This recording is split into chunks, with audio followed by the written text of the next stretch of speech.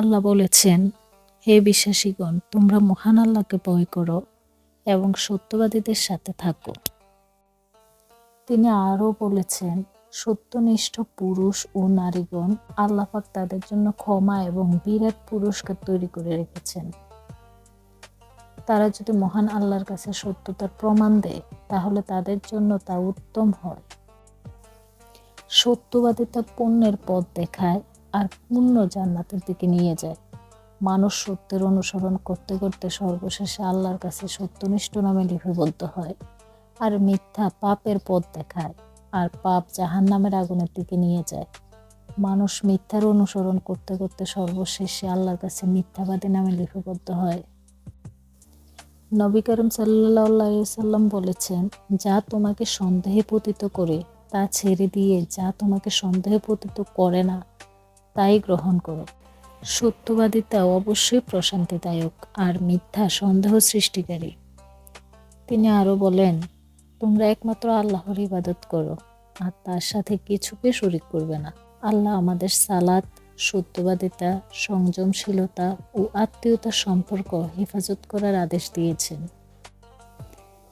যে ব্যক্তি আল্লাহর কাছে সত্যিই শাহাদাতের মৃত্যু কামনা করে, সে তার শয্যায় মৃত্যুবরণ করলেও আল্লাহ পাক তাকে শহীদ গুণের মর্যাদায় পৌঁছিয়ে দেন, অর্থাৎ তিনি শাহাদাতের মর্যাদা পান।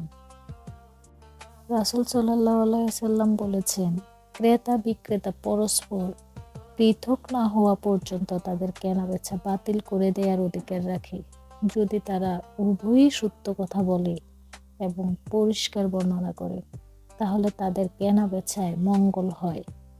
আর যদি তারা উভয়ই দুর্গুণ গোপন করে এবং মিথ্যার আশ্রয় নেয়, তাহলে তাদের বেচা কেনায় মঙ্গল বিনষ্ট করে দেওয়া হয়।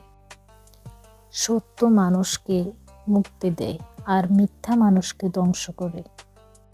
যেমন একটা ছোট্ট গল্প দিয়ে বলি, রাসূল সাল্লাল্লাহু আলাইহি ওয়াসাল্লাম ইরশাদ করেন যে, কোনো একজন নবী জিহাদ করতে যাবার সময় তার কওমকে বললে, যে ব্যক্তি সম্প্রতি বিবাহ করে তার স্ত্রীর সাথে সঙ্গ লাভ করতে চায় আর এখনো সে সঙ্গ হাসিল করেনি, যে ব্যক্তি ঘর তৈরি করেছে আর এখনো এর ছাদ উঠায়নি, এবং যে ব্যক্তি গর্ভবতী ছাগল বা উটনী ক্রয় করে তার বাচ্চার অপেক্ষায় আছে, তারা যেন জিহাদে আমার অনুসরণ না করে। এরপর তিনি জিহাদে রওনা হয়ে যায় আর আসরের নামাজের সময় অথবা এর নিকটবর্তী সময় যে জনপথে লড়াই করার ইচ্ছে ছিল সেখানে পৌঁছে যান। এরপর তিনি সূর্যকে বলেন, তুমিও আল্লাহর হুকুমের অধীন আর আমিও তার হুকুমের অনুসারী। হে আল্লাহ, আপনি সূর্যকে আমাদের উপর আটকে রাখুন। এরপর জিহাদে জয়লাভ করা পর্যন্ত সূর্যকে আটকে রাখা হলো। এরপর তিনি গনিমতের সকল সম্পদ একত্রিত করে রাখলে আগুন সেসবকে জ্বালিয়ে ফেলার জন্য এসে তা জ্বালালো না। তখন তিনি বললেন, নিশ্চয় তোমাদের মধ্যে কেউ গনিমতের মাল আত্মসাৎ করেছ। অতএব প্রত্যেক গোত্র থেকে একজন করে আমার হাতে বাইয়াত করতে হবে। এভাবে বাইয়াত করার সময় একজন হাত তাদের সাথে আটকে যায়। তখন তিনি তাকে বলেন, তোমাদের মধ্যেই আত্মসাৎকারী আছে, সুতরাং তোমরা গোত্রের সব ব্যক্তিকে আমার হাতে বাইয়াত করতে হবে।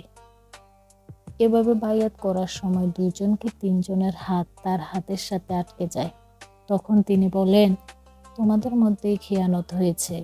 অতএব তারা একটি গরুর মস্তকের অনুরূপ একটি সোনার মস্তক নিয়ে এলো। এরপর সেটাও তিনি গনিমতের সম্পদের সাথে রেখে দেন। এরপর আগুনে সে সব জ্বালিয়ে দিল।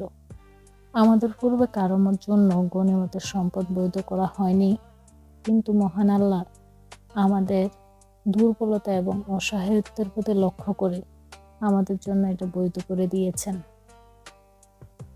আজ ভিডিওটি এ পর্যন্তই। আসসালামু আলাইকুম।